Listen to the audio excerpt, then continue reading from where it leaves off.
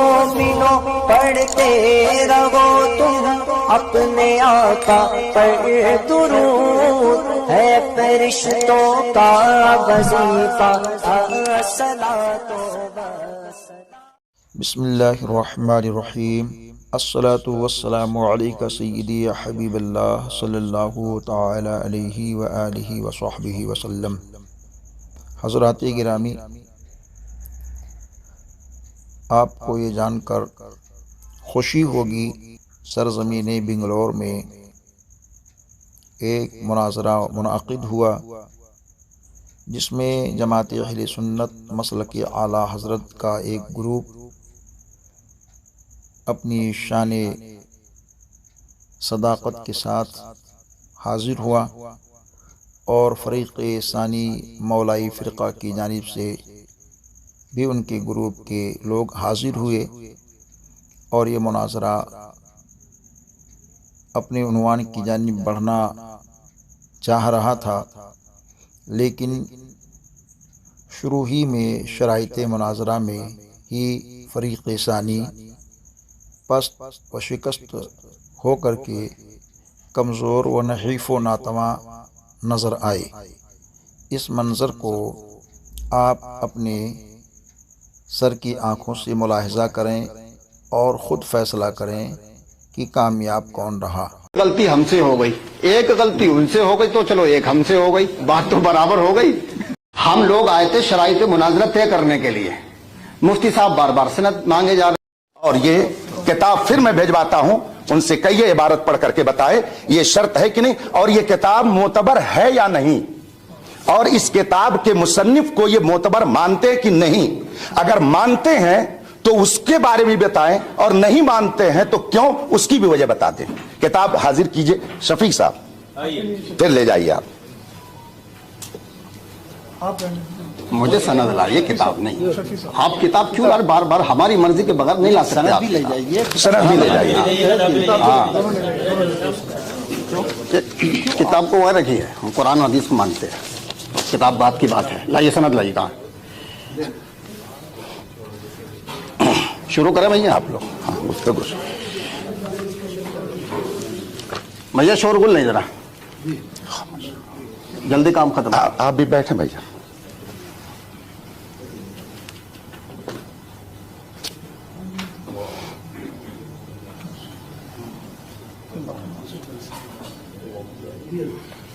کام کر رہے ہیں، خلل واقع ہوگا، جلدی کریں کام۔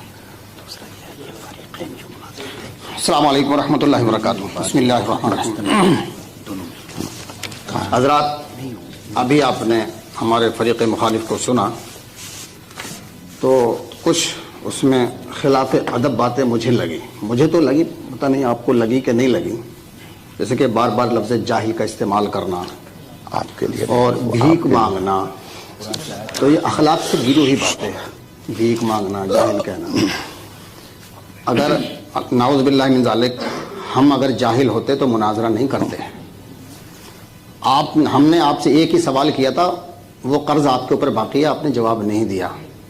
اور رہی بات اس کی مناظرے کی کتاب کی، تو یہ ایک عالم کی لکھی ہوئی کتاب ہے، یہ مخلوط بھی ہے، مشکوک بھی ہے، اس کا لکھنے والا عالم معصوم نہیں ہے، یا اس پر ایمان لانا ضروری نہیں ہے۔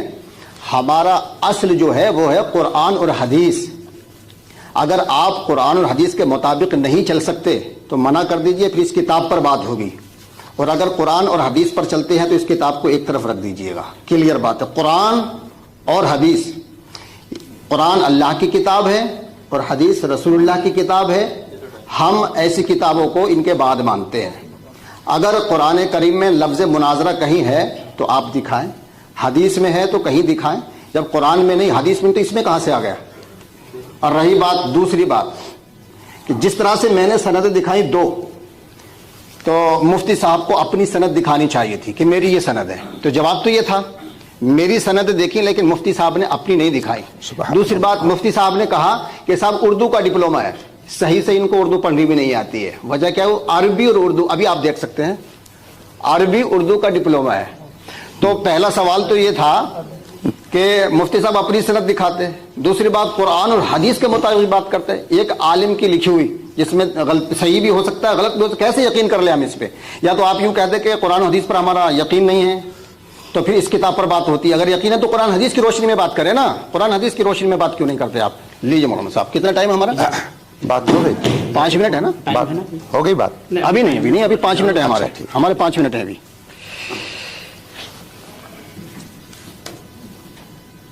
جی السلام علیکم ورحمۃ اللہ وبرکاتہ. جی قبلہ مفتی صاحب سے میں یہ گزارش کروں گا, عرض کروں گا کہ یہ بھی آپ نے مناظرہ رشیدیہ کی وہ عبارت پیش کیا ہے, تو اس میں ینبغی بہتر ہے, مناسب ہے. ینبغی کا معنی قبلہ مفتی صاحب تائید کریں گے, وجوب نہیں ہے اس کا معنی کہ لازم ہے, ضروری ہے. اور سند جیسے ابھی قبلہ مفتی صاحب نے فرمایا یہ کتاب 400 برس پرانی ہے. آپ کے جو مؤلف مصنف ہیں حضرت علامہ رشید احمد جون پوری رحمۃ اللہ علیہ, ان کا زمانہ جو ہے 400 برس پہلے کا ہے. اس سے پہلے تو کیا اہل سنت اس سے پہلے نہیں تھے؟ کیا اس سے پہلے مناظرے نہیں ہوتے تھے؟ اور اس کے اوپر چلے جائیں گے. یہ جو اصطلاحات ہیں, مناظرہ کی اصطلاحات یا فقہ کی تفسیر, اصول تفسیر, فقہ اصول فقہ کی جتنے بھی اصطلاحات ہیں, نو صرف و نو, یہ سب کی سب اصطلاحیں کیا ساری اصطلاحیں زمانے نبوی کی نہیں. حتیٰ کہ کیا ہے حضرات صحابہ کرام رضوان اللہ علیہم اجمعین, حتیٰ کہ دور تابعین کی بھی یہ اصطلاحیں بہت سی کچھ ہیں, کچھ اصطلاحیں نہیں ہیں. تو سوال یہ کیا 400 برس پہلے اہل سنت نہیں تھے؟ کیا 400 برس پہلے مناظرے نہیں ہوتے تھے؟ بہتر ہے کہ علم میں دونوں ہم کیا کرنا ہوں. دوسری چیز علم کا تعلق سند سے نہیں ہوتا ہے. کتنے لوگ ہیں, کتنے بڑے بڑے دارالعلوم کی سندیں لیے بیٹھے ہیں, لیکن یقیناً ان سے بھی عربی عبارت خوانی نہیں آتی.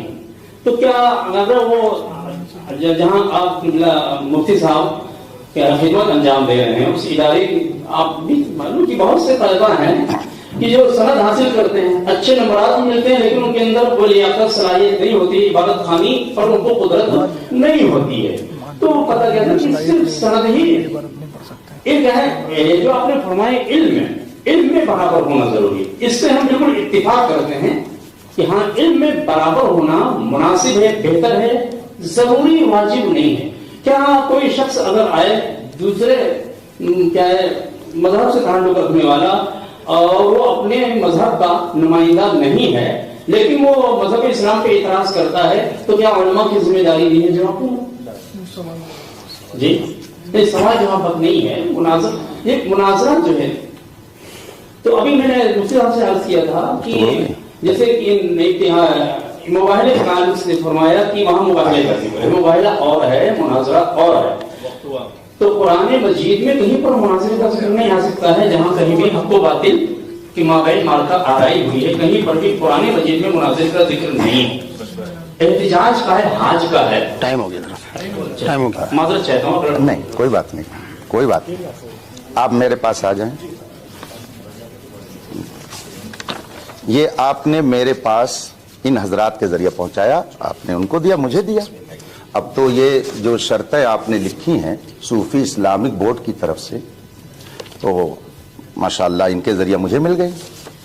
آپ میری تحریر کو یا میری دی ہوئی کتاب کو مت مانیں, لیکن جو آپ نے لکھ کے دیا ہے اسے تو مانیں گے. ان سے کہیے کہ ذرا یہ عبارت کیا ہے جو آپ نے لکھ کے بھیجی ہے, ذرا اس کو پڑھ کر کے سنا دیں اور اس کا مطلب بتا دیں. یہ نیچے والی عبارت میں اس پہ نشان لگا دے رہا ہوں. ٹھیک, چلیے یہ لیجئے, چلیے اس کو کہیے قاری صاحب پڑھ کر کے سنا دیں اور اس کا مطلب بتا دیں. یہ آپ ہی کی بھیجی ہوئی ہے, میری نہیں ہے.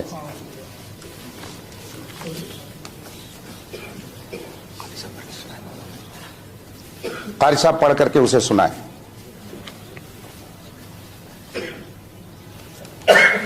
اگر میں پڑھ کے سنا دوں اور اس کا ترجمہ کر دوں اچھا تو بات آگے بڑھے گی. بڑھے گی. ٹھیک ہے، آپ لوگ سن رہے ہیں؟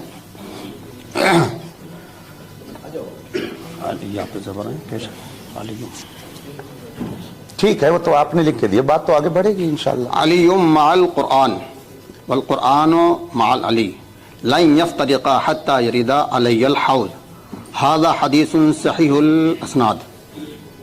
ترجمہ یہ ہے، علی قرآن کے ساتھ ہے اور قرآن علی کے ساتھ ہے، یہ ہرگز اس وقت تک جدا نہیں ہوں گے جب تک کہ حوض کوثر پر نہ پہنچ جائے. حاذا حدیث صحیح الاسناد، یہ حدیث اسناد کے اعتبار سے صحیح ہے. سن لیا آپ لوگوں نے؟ لائیے.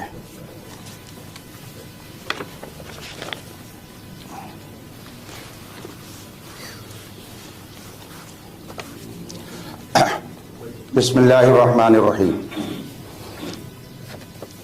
یہ تحریر خود انہوں نے بھیجی ہے اور انہوں نے بھی پڑھ کر کے سنائی ہے. اب چونکہ مجھے معلوم ہو گیا کہ قاری صاحب عالم نہیں ہیں، لیکن بغل میں بیٹھے ہوئے مصباحی صاحب ہیں تو وہ ضرور اس بات کو سمجھیں گے. کیا وہ اس بات کی تائید کریں گے کہ یہ صحیح الاسناد لفظ ہے یا صحیح الاسناد؟ اگر ہاں کہیں تو پھر میں گفتگو کروں، اور اگر نہ کہیں تو پھر میں آگے گفتگو کروں. جی قبلہ مفتی صاحب، وہ صحیح الاسناد لفظ ہے یا صحیح الاسناد؟ ایک منٹ، بات میری پوری ہو جانے دیجیے. ان کا وقت پر ہو جانا. صحیح اسناد پہ بات کر رہے ہیں. صحیح الاسناد باقاعدہ ریکارڈ ہے، اور اس کو آپ صحیح الاسناد پڑھیں یا صحیح الاسناد، دونوں صورتوں میں ہم یہ ثابت کرنا چاہتے ہیں کہ آپ نے خود ہمارے پاس لکھ کر کے بھیجا ہے کہ جو حدیث معتبر ہوگی وہ سند والی ہوگی. تو آپ نے خود ہی لکھ کر کے بھیجا ہے کہ سند ضروری ہے حدیث کو ماننے کے لیے. اگر حدیث کو ماننے کے لیے سند ضروری ہے تو کیا آپ کو ماننے کے لیے سند کی ضرورت نہیں ہے؟ آپ نے خود یہ لکھ کر کے بھیجا ہے اور اس میں لکھا ہوا، یہ میری تحریر نہیں ہے. تو آپ حدیث رسول کے لیے تو سند چاہیں اور ہم آپ سے گفتگو کرنے کے لیے سند کا مطالبہ نہ کریں. آپ خود لکھ رہے ہیں کہ ہم حضور کی حدیث وہی مانیں گے جس میں سند ہوگی. تو الحمدللہ میں علم والا ہوں، میں بھی اسی سے مناظرہ کروں گا جس کے پاس سند ہوگی. اس لیے کہ اگر آپ کے نزدیک کوئی حدیث بغیر سند کے معتبر نہیں تو میرے نزدیک کوئی مناظر بغیر اپنی علمی لیاقت کو بتائے ہوئے معتبر نہیں ہو سکتا. اور آپ نے جو عبارت پڑھی ہے، آپ کتب حدیث اٹھا کے دیکھ لیجئے، مناظرے کی کتابیں دیکھ لیجئے، اصول حدیث کی کتاب دیکھ لیجئے. آپ نے جو پڑھا ہے شاید کوئی آپ کی حمایت میں نہ ملے. خود آپ کے بغل میں مصباحی صاحب بیٹھے ہوئے ہیں، وہ بھی اس مسئلے میں آپ کی حمایت نہیں کر سکتے. اسی لیے میں نے کہا کہ مناظرہ کرنے کے لیے عالم ہونا چاہیے. ہم کسی بے علم سے مناظرہ کرنے کے لیے تو نہیں آئے ہیں. اور رہی بات یہ کہ آپ جاہل کہہ رہے ہیں، میں الحمدللہ قوت حافظہ صحیح رکھتا ہوں، میں نے آپ کو جاہل نہیں کہا ہے. میں نے قرآن کی آیت پڑھی تھی، اگر اس کا ترجمہ کرنا یہ بے ادبی ہے تو آپ بے ادبی کا الزام میرے اوپر نہیں لگا رہے ہیں، قرآن پر لگا رہے ہیں. اور آپ نے کتنی بڑی بات یہ کہہ دی کہ یہ بے ادبی کر رہے ہیں. میں قرآن پڑھ کر کے سناؤں. قرآن نے فرمایا وَإِذَا خَاطَبَهُمُ الْجَاهِلُونَ قَالُوا سَلَامًا.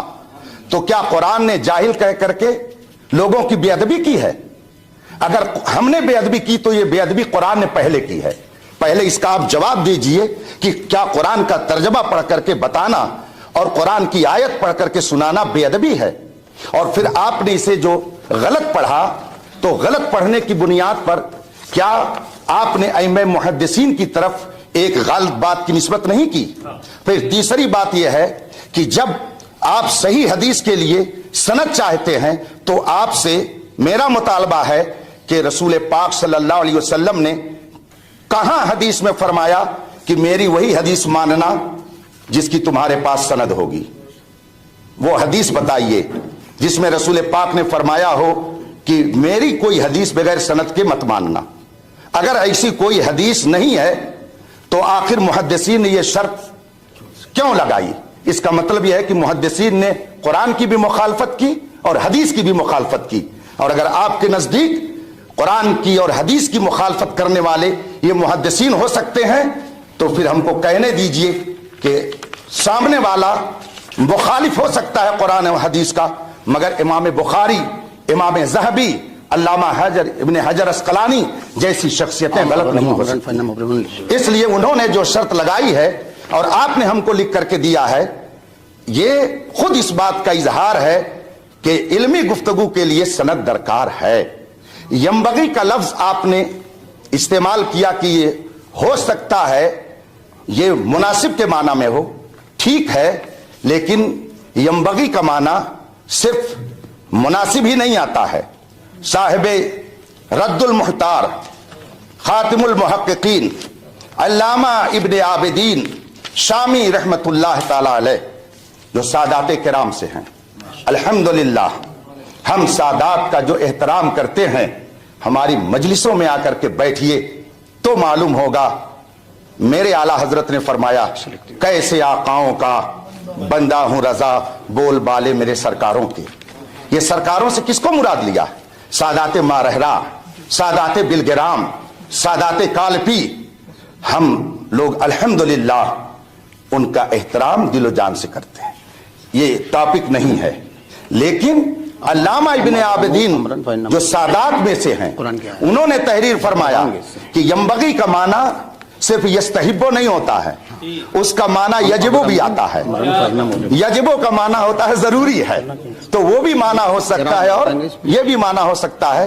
بہرحال میں نے پہلے ہی کہا تھا کہ اگر آپ کے پاس سند نہیں، مستند عالم نہیں، تو اب مجھے آپ سے جبریہ مطالبے پر کوئی اصرار نہیں ہے۔ آپ نے مجھ سے کہا آپ نے سند نہیں دی، الحمدللہ میری سند خود یہ مفتی شہزاد صاحب ہیں، اس لیے کہ یہ میرے شاگرد ہیں۔ آپ کے بنگلور میں، کرناٹک میں، آپ کے رامپور میں، آپ کے مراد آباد میں، آپ کے آسام میں، کیرلا میں، کشمیر میں، افریقہ میں، امریکہ میں میرے ہزاروں شاگرد میری سند ہیں، جو کتاب و سنت کی روشنی میں دین کی تبلیغ کر رہے ہیں۔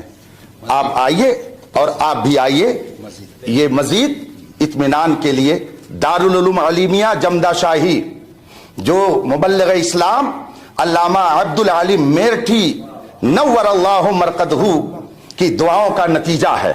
اور آپ نے مدینہ منورہ سے خط لکھ کر کے بھیجا تھا کہ تم لوگ مدرسہ قائم کرو، میں گنبد خضرا کے سائے میں دعائیں نیم شبی کر رہا ہوں۔ اس ادارے میں الحمدللہ میں نے پڑھا اور سن 1990 میں فارغ ہوا، اور اس وقت سے آج تک حدیث، تفسیر، فقہ، اصول فقہ، مناظرہ، اصول مناظرہ، اصول حدیث، اصول فقہ کی کتابیں، منطق و فلسفہ کی کتابیں پڑھاتا آ رہا ہوں۔ اس زمانے سے لے کر کے آج تک یہ میری سندیں، یہ سب پڑھے ہوئے علماء ہیں جو مستند ہیں، اور یہ خود اپنی جگہ پر ایک لائبریری ہے۔ میری یہ سند ہے، آپ لوگ اس کو دیکھ سکتے ہیں، اور اس کی فوٹو اگر لینا چاہیں تو فوٹو بھی لے سکتے ہیں۔ ہاں البتہ میں اپنی سند خود پڑھ کر کے سناؤں تو آپ لوگوں کو زیادہ اطمینان ہوگا، اور ساتھ ہی مطالبہ کروں گا کہ قاری صاحب حافظ ہی کی جو سند ہے صحیح ڈھنگ سے پڑھ کر کے سنا دیں۔ وہ ہماری سند تو حفظ کی جو سند ہے کم از کم وہی وہ پڑھ کر کے سنا دیں، تاکہ پتہ چل جائے کہ ہاں وہ عربی سند کو جو حاصل کیا ہے اسے بھی پڑھ لیتے ہیں۔ میں نے اپنی گفتگو ختم کی۔